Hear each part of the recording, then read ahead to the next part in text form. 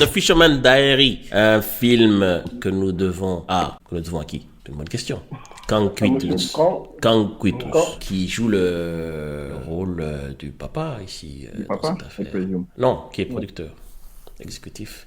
Le directeur, c'est le réalisateur, comme on dit en français, c'est Ena John Scott. Ce qui est intéressant pour moi, je vous le dis tout de suite, c'est fait au Cameroun, mais c'est fait dans la partie anglophone du Cameroun, ce qui est assez intéressant, surtout dans le contexte actuel où il y a des petites tensions entre les anglos et les franco au Cameroun. J'étais très impressionné, pour dire ce qui va bien, par le jeu d'acteurs, le choix des acteurs, et la trame générale de ce drame plutôt réaliste. C'est bien filmé, c'est bien joué, la prod a l'air sympa. Bon, musicalement, j'aurais peut-être eu un choix un peu moins tapant, un peu moins tape à l'œil, mais sinon, c'est intéressant. Et c'est surtout, il y a une certaine universalité, puisqu'on se rend compte que le monde étant devenu mondial, une petite Malala Yousafzai peut influencer quelqu'un qui se retrouve à des milliers de kilomètres de chez elle. Voilà, c'est ma review à moi. Tu vois, ce film, le jeu d'acteur est bon. C'est un film, ce n'est pas une pièce de théâtre. Il aborde un sujet dur, difficile, j'en conviens, mais tu as une progressivité. Une progression peut-être. Ouais, tu as une progression. Et surtout, tu as des petits moments d'humour, tu as des petits moments émotionnellement forts. Tu as en face de toi quelque chose qui est un grand film. Qui est cinématographique. C'est cinématographique. Voilà, c'est ça. Ça, c'est un film. L'autre, c'était... Mais l'autre est plus télévisuel, non? Ouais, mais là, tu as vraiment, en face de toi, tu as vraiment un film.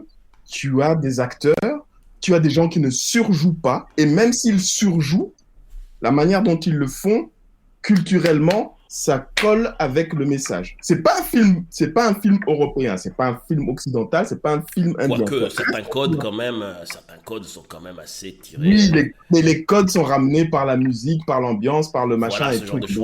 Mais si tu fais fi de ça, que tu vas un peu plus loin dans ton sujet, tu vois que il y a de la matière. Ça, c'est un film que je peux recommander à quelqu'un sans problème.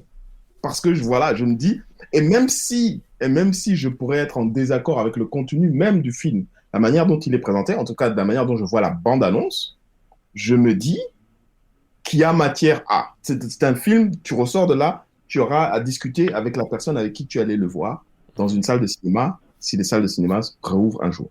Je ne peux pas recommander ce film à la plupart de mes connaissances africaines, car ils n'aiment pas voir le reflet d'une certaine... La poutre, oui. Ils n'aiment pas voir la poutre. Ils n'aiment pas voir le reflet d'une certaine misère africaine. C'est pas une question de misère. C'est une certaine misère. Et c'est ça qui est... Pourquoi je te dis ça? Ça pourrait être uniquement 5 minutes dans le film. Ça pourrait être 5 minutes dans le film qui montre une réalité difficile du pays. Eh bien, mes connaissances, la plupart d'entre eux, je ne dis pas tous, mes connaissances seraient directement déconnectées du film. Mais ça te montre que le bled est multiple et varié. Donc, les deux peuvent coexister correctement. Et moi, je n'ai pas de souci à ce que les deux coexistent. C'est que ici, tu as un jeu qui est beaucoup plus proche d'un jeu de cinéma. Ce n'est pas la réalité. Ça, c'est clair. En termes de qualité, c'est totalement différent. Mais voilà, en même temps, c'est des bestioles différentes. Je pense que pour moi, le cinéma, c'est un arc-en-ciel. Une comédie ne ressemble pas à un film dramatique. Un film dramatique ne ressemble pas à un film de science-fiction et ainsi de suite.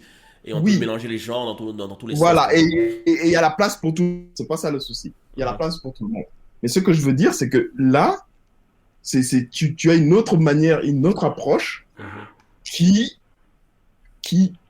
de mon point de vue, fait que ce film, tu peux le regarder aujourd'hui, tu peux le regarder dans 5 ans, dans 10 ans, dans 20 ans. Il sera toujours pertinent. Mais je voudrais revenir sur un truc aussi que j'ai constaté. Vous voyez la qualité de construction de ce film-là, qui se passe dans un certain milieu de la population.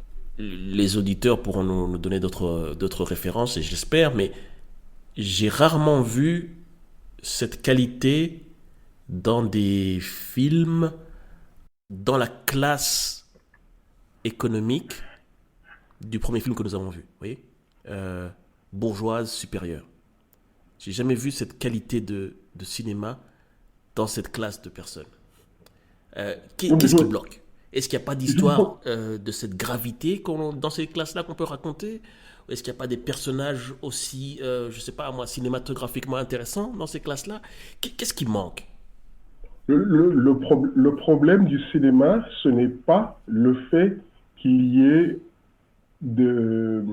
les classes, ou plutôt qu'il y ait l'espèce de cadre dans lequel l'action va se dérouler. C'est pas ça. Le problème, c'est qu'il faut qu'il y ait suffisamment de gens qui connaissent ce cadre-là. Et qui veulent raconter l'histoire. Afin que l'histoire puisse être racontée, puisque l'histoire, la résonance qu'il va avoir avec l'histoire, chacun va reconnaître des éléments qu'il a déjà vus.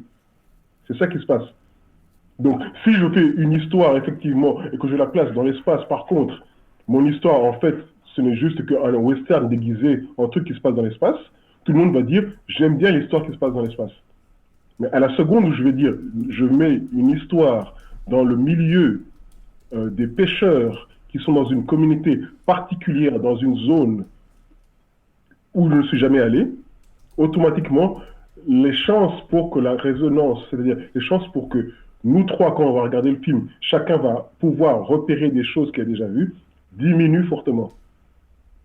Techniquement, les gens vont se dire « ce film ne m'intéresse pas ». C'est juste que ton cerveau n'arrive pas à trouver le rapprochement entre ce que tu sais et ce qui se passe sur l'image. Ok, verdict final. Film complètement pourri à jeter ou bien meilleur film de toute la galaxie?